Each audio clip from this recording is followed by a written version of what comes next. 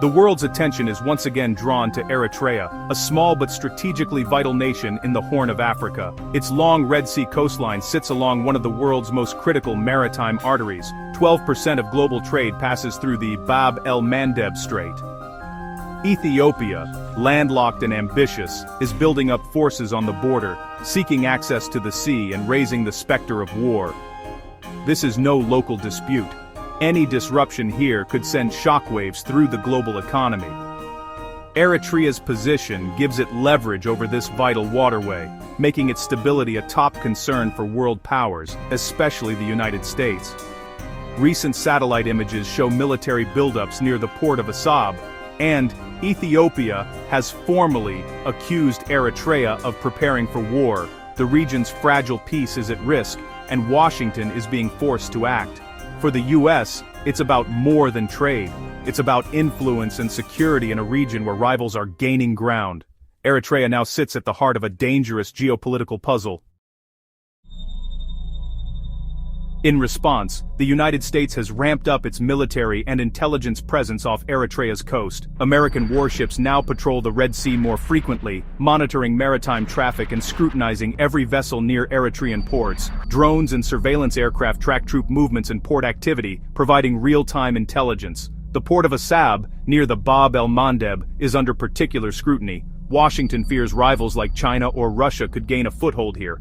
Every ship is identified, its cargo and origin analyzed. This is more than defense. It's a show of force, a warning to Asmara and its partners. The US presence is designed to deter rivals and reassure allies that the Red Sea will remain open.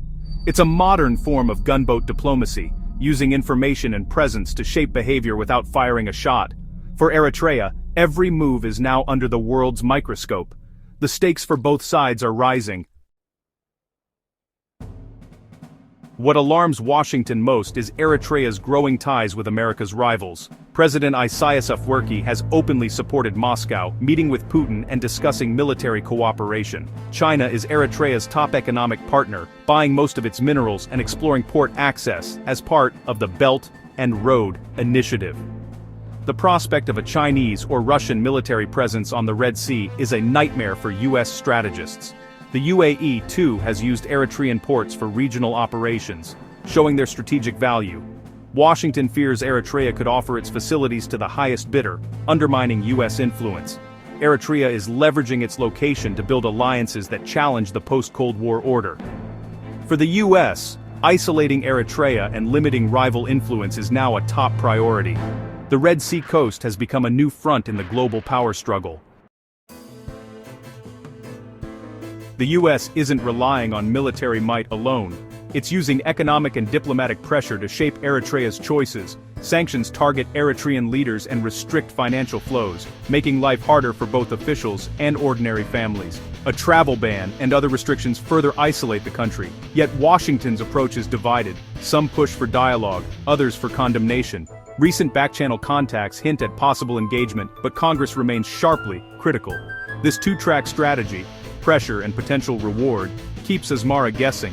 The goal, force Eritrea to reconsider its alliances with Russia and China. But the risk is that pressure could push Eritrea even closer to America's adversaries. The outcome remains uncertain. The battle for Eritrea's future is also fought within its global diaspora. The US and its allies spotlight Eritrea's human rights abuses, indefinite national service, press restrictions, to justify sanctions and isolation. The diaspora is deeply divided, with violent clashes erupting at cultural events in the West.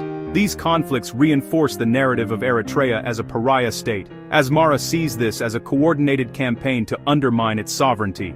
For the US, supporting dissidents and refugees is both a moral stance and a strategic tool.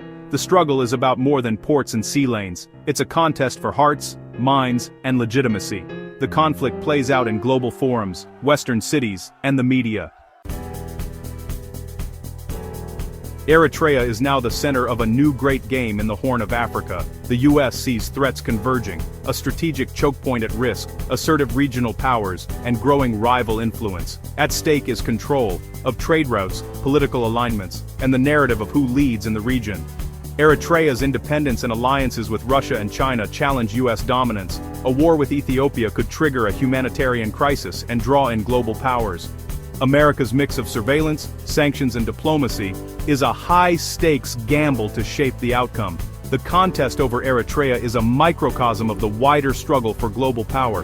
The fate of the Red Sea will help determine who sets the rules in a multipolar world. The stakes are enormous, for Eritrea, for the region, and for the world. The game is on, and the outcome is far from certain.